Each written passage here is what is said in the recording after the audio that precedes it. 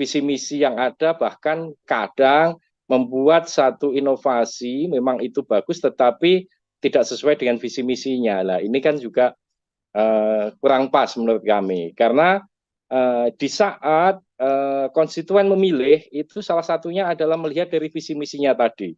Jadi kalau contoh di sini yang Pak Prabowo Gibran, bahwa 02 itu membuat visi misi Astacita di nomor 6 adalah tadi membangun dari desa dan dari bawah untuk pemerataan ekonomi dan pemberantasan kemiskinan. Sehingga inilah barangkali yang orang desa, warga desa punya semangat kemarin barangkali untuk mendukung juga.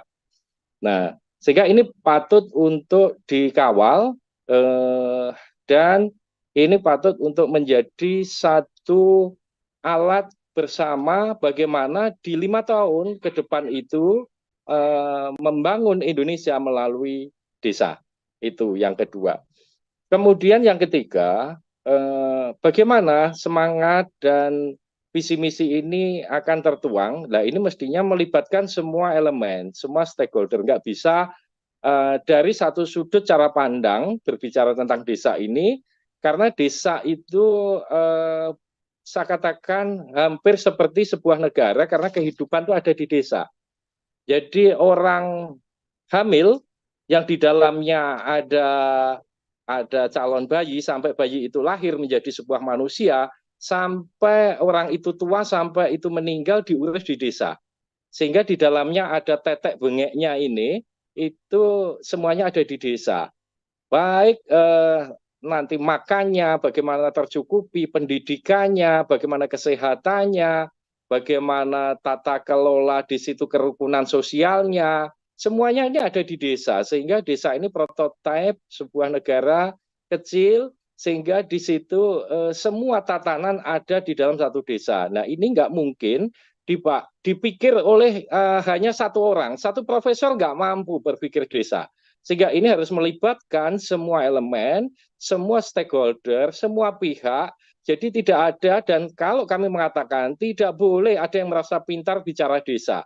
Kalau bicara desa itu semuanya punya kepintaran, semua punya keahlian, kepandaian, dan kelebihan masing-masing. Nah, inilah yang perlu diajak semua bicara, diajak berembuk, bagaimana sih membawa desa ke depan itu menjadi maju, menjadi sejahtera rakyatnya, kemudian menjadi makmur, sehingga ini menjadi lompatan untuk mendorong kemajuan sebuah negara di NKRI ini. Nah, inilah perlunya satu dirijen, dalam hal ini nanti kabinet gitu, menerjemahkan visi misi ini, yaitu seorang menteri yang betul-betul memahami desa. Kami titip pesan nanti siapapun mestinya yang menjadi menteri di desa ini harus paham desa.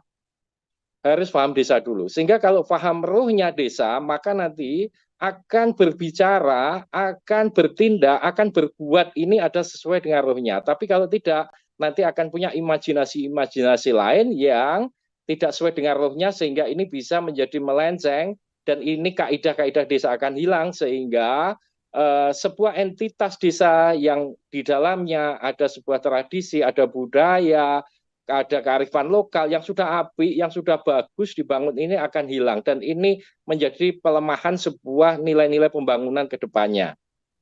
Kemudian yang keempat, bagaimana menata desa ke depan yang 75.000, kita melihat after before.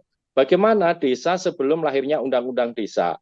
Kita bicara pada titik-titik situ dulu, apple to apple, setelah lahirnya undang-undang desa dan sebelum adanya undang-undang desa. Bahwa sebelum adanya undang-undang desa, desa ini ditempelkan kepada bagian dari pemerintah daerah. Kemudian setelah ada undang-undang desa, kita betul-betul sebenarnya diberikan satu kewenangan otonom. Akan tetapi sampai saat ini, sejauh manakah otonomi desa ini? Nah, ini yang juga perlu kita menjadi perhatian bersama.